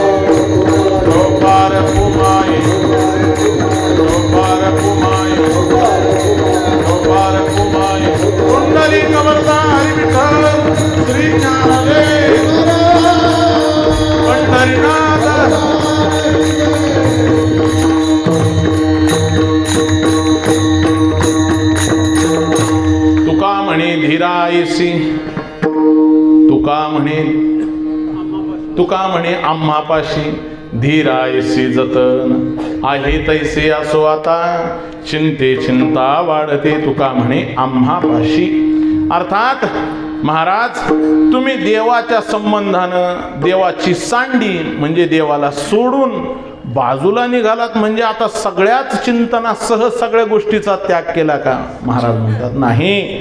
तुका म्हणी आम्हापाशी धीरा आयशी जतन, आम्हापाशी धीरा आयशी जतन. आमच्याजवळ धैर्य पुरुषासारखं, धीर पुरुषासारखं आम्ही धैर्यपूर्वक त्याचं चिंतन करत राहणार. असं चिंतन करणार की शेवटी त्या परमात्म्याला वाटलं पाहिजे की याच्या सहाय्याकरता, यांच्या चिंतनामध्ये मदत होण्याकरता आपल्याला गेलंच पाहिजे. कारण धीर तो कारण, साह्य होतो नारायण. धैर्यपूर्वक त्या परमात्म्याचं आम्ही चिंतन करत राहू. या संसारामध्ये वाटचाल करत असताना त्या परमात्म्याच्या संबंधानं धैर्यपूर्वक जर चिंतन करत राहिलो तर आम्हाला माहिती आहे आपण जरी बाजूला असलो तरी तो आपल्याला सोडत नाही. म्हणून आम्ही जरी बाजूला निघत असलो असं वाटत असलं, आम्ही जरी भांडणं केले असं वाटत असलं, तरी सुद्धा आम्ही दिसायला जरी बाजूला असलो तरी त्याचेच आहोत, तेच आहोत. नाही नाही, आम्ही ते एकच आहोत. अशा पद्धतीनं जगद्गुरु तुकोबाराय एक भांडणाचं लीलया एक प्रतिपादन या अभंगाच्या माध्यमातून करतात. तसं पाहिलं तर हे भांडण आपल्या असणाऱ्या संसारातल्या भांडणासारखं नाही. जर तुम्हाला भांडणं करायचेच असले तर खुशाल करा. फक्त तुकोबारायच्या सारखं अगोदर संसारातलं कुठल्याही प्रकारे मनामध्ये चिंतन येणार नाही एवढी स्थिती अंगामध्ये निर्माण करा आणि खुशाल देवासोबत भांडा. देवासोबत कोणी भांडावं तर ज्याचं हसणं देवासोबत आहे त्याने देवासोबत रुसावं. निळा म्हणी आम्ही नेनोन या बाळा, हसो रुसो यासी करू गदारोळा. खेळता खेळ यासी भांडो वेळोवेळा, केले अपराध ते मागो या गोपाळावो. म्हणजे आपलं हसणं सुद्धा देवासोबत असेल तर आपण देवासोबत भांडलं पाहिजे. आणि याच असणाऱ्या भांडणाच्या संबंधानं चिंतन करण्याचा प्रयत्न या ठिकाणी केला. आम्ही याची केली सांडी, कोठे तोंडी लागावे. आहे तैसे असो आता, चिंते चिंता वाढते. बोलिल्याचा मानिशीन भिन्न भिन्न राहावे. तुका म्हणे आम्हापाशी धीरायसी जतन. तुकोबारांनी सांगितलेल्या या भांडणाच्या निर्वाळ्यामधून आपण एक घेण्यासारखं आहे. तुकोबाराय सांगतात धीरपूर्वक त्याचं जर सातत्यानं चिंतन करत राहिलं आणि तेच जर जतन करत राहिलं तर तो परमात्मा आपल्याला येऊन सहाय्य केल्याशिवाय राहत नाही. म्हणून काहीही होऊ द्या तरी सुद्धा त्याच्या चिंतनामध्ये खंड पडू नये, अखंड धैर्यपूर्वक त्याचं चिंतन करावं. हाच निरोप तुकोबारायांचा या अभंगाच्या माध्यमातून आपल्याला विचार करता येईल. जे उचित आहे ते गुरुवर्यांचं आहे, जे दोषयुक्त असेल ते माझ्या बुद्धीचे दोष म्हणून सोडून द्या. बोलावया पुरे माझे वाचा काही, तुका म्हणे पायी ठाव द्यावा.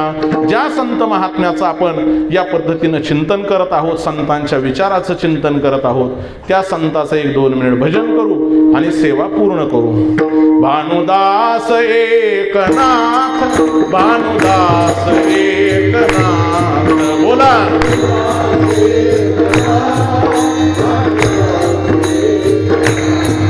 भानुदास एकनाथ, भानुदास एकनाथ.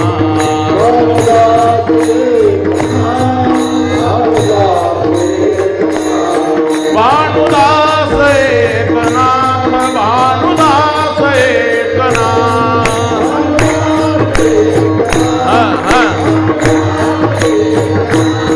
भानुदास एकनाथ, भानुदास एकनाथ.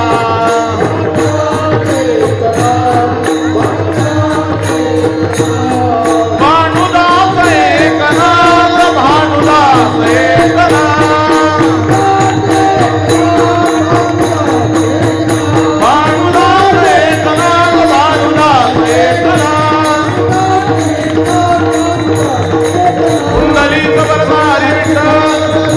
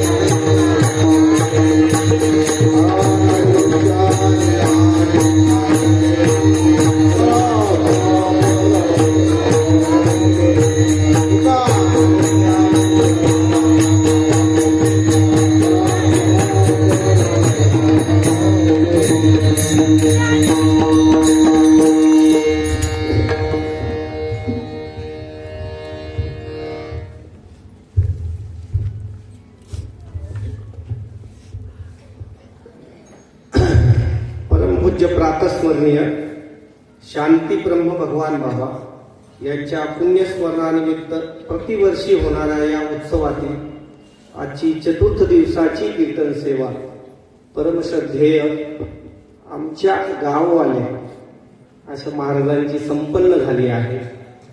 तसं घरातले असल्यामुळे ऋण मानू नये, पण तरी पण दूर आहेत राहायला म्हणून जसं वेगळे वेगळे आहेत राहायला, त्यामुळे सेवाभावी मंडळ गजानन कॉलनी यांच्यातर्फे मी महाराजांचं ऋण व्यक्त करतो.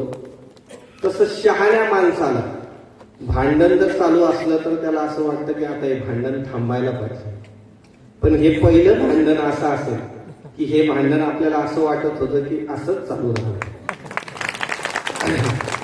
महाराजांनी सगळ्यात शेवटी जसं सांगितलं की ते आणि आम्ही एकच आहोत, महाराज हे तुम्ही शेवट सांगितलं, पण आम्हाला सुरुवातीपासून असं वाटत होतं की ते आणि तुम्ही एकच आहात. तुम्हाला योगायोगानं भगवंतानं रूप सुद्धा असं दिलंय की बरोबर जसं समोर पांडुरंग परमात्मा उभा राहावा तसंच विष्णू आम्हाला वाटत होतं. त्यातली त्यात असे जे भांडणाचे अभंग आहेत हे घेण्याकरता महाराजांना तब्येत सुद्धा तशी दिली, भांडण करायला ते शोभलंही पाहिजे. आणि दुसरी गोष्ट, एवढं भांडण जरी केलंय तरी आवाज एवढा गोड दिलाय की त्याच्यामुळे ते भांडण सुद्धा सुमधुर वाटत होतं. किती जरी आपण या कीर्तनावर बोललो तरी थोडं आहे. पुनश्च एकदा सेवाभावी मंडळ गजानन कॉलनी यांच्यातर्फे मी महाराजांचं ऋण व्यक्त करतो. आणि पुढील जे कार्यक्रम आहेत ते उद्याचे आणि आत्ताचा पहारा जो आहे तो जाहीर करतो. आज रात्रीचा जो विना पहारा आहे तो वसंतराव निगोटे 10 ते 11, प्रदीप गवळी 11 ते 12, रावसाहेब गायकवाड 12 ते 1, खेमचंद राणे 1 ते 2, येडुबा जाधव 2 ते 3, रावसाहेब धनवट 3 ते 4, मनोज बोरा 4 ते 5 आणि लक्ष्मण ठेंगडे 5 ते 6. आता उद्याचे जे कार्यक्रम आहेत त्यामध्ये सगळ्यात अगोदर असं आहे, एक महत्वाची सूचना अशी आहे की शनिवारी येणाऱ्या, हे उद्याच्या कार्यक्रमाच्या अगोदरची महत्वाची सूचना काय आहे हे तुम्हाला आता कळेल. येत्या शनिवारी आपला जो सकाळी ज्ञानेश्वरी पारायणाचा टप्पा असतो, तर आपण प्रति पौर्णिमेला जे सुंदरकांडाचं पाठ घेत असतो, तर त्याऐवजी त्या कार्यक्रमात थोडासा बदल असा आहे की योगायोगानं भक्ती इथं उपलब्ध झालेली आहे. ज्या भक्तीचे भजन प्रत्येक जणांनी पॉम्पलेट बघितल्यानंतर सांगितलं की कीर्तनही नाही, भजनही नाही, तर भक्ती कसं काय अवेलेबल नाही का? पण जिथं रामप्रभू आहेत तिथं भक्ती जाणारच कुठं? तर जगन्नाथपुरीहून खास रामप्रभूंना भेटायला भक्ती आली आहे असं त्याचा अर्थ आहे. त्यामुळे तिची भजन संध्या आपल्याला पहाटेची भक्ती गीते असा एक कार्यक्रम जो आहे तो आपण सुंदरकांडच्या जागेवर घेणार आहोत. प्रत्येकाने त्याची नोंद घ्यायची. पहाटे 6 ते 8 या वेळेमध्ये तिची भक्ती संध्या होणार आहे. आपला जो दीपोत्सवाची जे ओव्या आहेत त्या ओव्या झाल्यानंतर तो कार्यक्रम होणार आहे. पण आता असं आहे की एवढा मोठा जर लाभ घ्यायचा तर त्याला थोडंसं ओव्हर टाईम करावं लागेल. त्यामुळे जे काही ज्ञानेश्वरी पारायणाला बसलेले सगळी मंडळी आहात, तर ज्ञानेश्वरी पारायणाला ज्या मंडळी बसल्या आहेत त्यांना उद्याच्या पारायणाला आणि परवाच्या पारायणाला थोडासा ओव्हर टाईम केल्याशिवाय भक्ती आपल्याकडे काही अवेलेबल होणार नाही. त्यामुळे त्याची सगळ्यांनी नोंद घ्यायची. जे आपलं उद्याचं पारायण आहे गुरुवार दिनांक 1/1/2026 उद्याचे जे कार्यक्रम आहेत त्याच्यात पहाटेचं जे पारायण आहे ते बरोबर 6 वाजता सुरू होणार आहे. 9:30 ऐवजी कदाचित 10 वाजू शकतात. जर तुम्ही सगळ्यांनी जर तशी स्पीड वाढवली तर 9:30लाही होऊ शकतं. त्यानंतर बरोबर 11 ते 12 या वेळेमध्ये गाथा भजन होणार आहे. दुपारी 1 ते 3 हरिभक्त परायण सौ लताताई सोमदे तथा राधाकृष्ण भजनी मंडळ यांचा संगीत भजनाचा कार्यक्रम होणार आहे. त्यानंतर ठीक दुपारी 4 ते 5 या वेळेमध्ये हरिभक्त परायण सौभाग्यवती मंगलाताई गंभीरे यांची प्रवचन सेवा होणार आहे. त्यानंतर 5 ते 6:30 हरिपाठ होणार आहे. आणि रात्री 8 ते 10 बरोबर रात्री 8 ते 10 या वेळेमध्ये आत्ताच आपण ज्यांच्या बुलंद आवाजातून चाल ऐकली असे आमचे हरिभक्त परायण पोपट महाराज फरकाडे यांचं उद्या हरिकीर्तन आहे. सर्व सूचना ज्या आहेत प्रत्येकाने लक्षात घ्यावा. परत एकदा तुम्हाला सांगतो, शनिवारी सकाळी 6 ते 8 या वेळेमध्ये भक्तीकडून भक्ती संध्या आहे. त्याचा विशेष लाभ सगळ्यांनी घ्यायचा आहे.